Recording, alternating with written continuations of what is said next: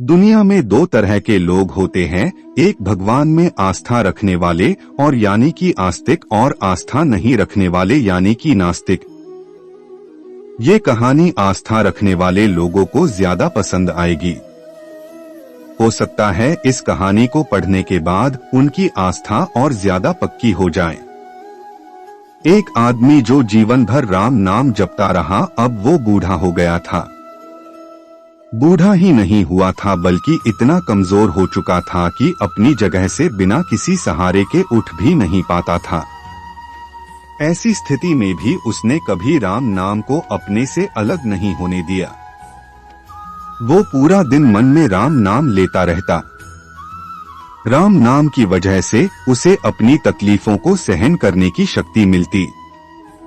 बूढ़े हो चुके इस आदमी को दो बेटे थे जो उसे नित्य कर्म करने में मदद करते। शुरू में वो बिना कहे ही खुद अपने बूढ़े बाप की सहायता कर दिया करते, फिर धीरे धीरे जब बाप खुद बुलाता तब आते, लेकिन जैसे जैसे वक्त बीतता गया तो वो 2-3 बार पुकारने के बाद भी मुश्किल से आते और कभी कभी रात को ना भी आते। अब हालत ऐसी हो चली थी कि अक्सर बूढ़ा बिस्तर गंदा कर दिया करता और जब तक उसके बेटों से सहायता ना मिलती ऐसे ही गंदे बिस्तर में पड़ा रहता। बुढ़ापा बढ़ता जा रहा था, उसकी नजरें कमजोर हो चुकी थी। इतनी बदहाली में भी उस आदमी ने राम नाम का साथ नहीं छोड़ा था। एक बार बूढ़े को नित्य कर्म करना था। उसने आवाज लगाई और अगले ही पल किसी ने उसका हाथ बड़ी कोमलता से पकड़ा और उसे नित्यक्रम करवाकर उसके बिस्तर पर लिटा दिया। यह अब रोजाना होने लगा। जब भी बूढ़ा आवाज देता अगले ही पल उसकी मदद करने के लिए कोई आता और उसे उसके सारे काम कराकर वहां से चला जाता।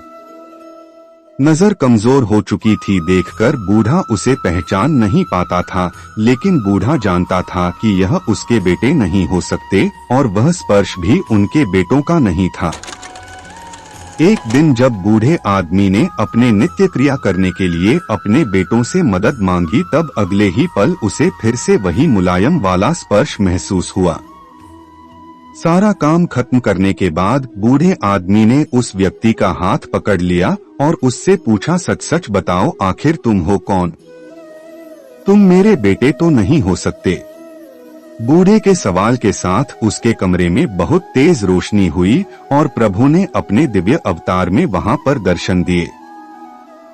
किसी भी वस्तु को बड़ी मुश्किल से देख पाता था, वही बूढ़ा भगवान के दिव्य रूप को स्पष्ट रूप से देखने में समर्थ हो गया। जिस भगवान का नाम वह पूरा जीवन लेता रहा, उसे अपने पास पाकर बूढ़ा उनके चरणों में गिर पड़ा और बोला, भगवान मैं धन्य हो गया जो आपने मुझे साक्षात दर्शन दिए। लेकिन भगवान मैं बहुत शर्मिंदा हूँ क्योंकि मैंने आपसे मेरे नित्य कर्म करवाए।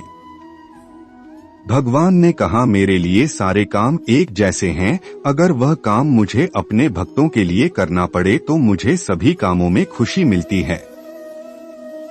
बूढ़े ने हाथ जोड़ते हुए भगवान से कहा, लेकिन भगवान आप यह सब करने के बजाय मुझे मुक्त ही क्यों नहीं कर देते?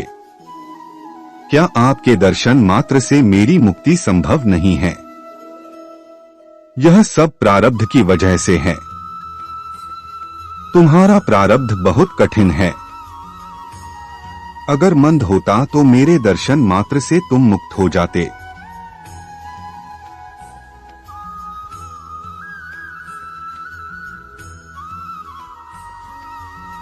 मैं चाहूं तो तुम्हें अभी मुक्त कर सकता हूं, लेकिन फिर अगले जन्म में तुम्हें प्रारब्ध को भोगने के लिए आना पड़ेगा, इसलिए मैं तुम्हें खुद तुम्हारा प्रारब्ध काटकर मुक्त करवाने के लिए सहायता कर रहा हूं। भगवान ने कहा। इतना बोलकर भगवान वहां से अंतर्धान हो गए। कुछ महीने और काफी तकलीफ भोगने के बाद आखिरकार उस बूढ़े आदमी को मुक्ति मिली।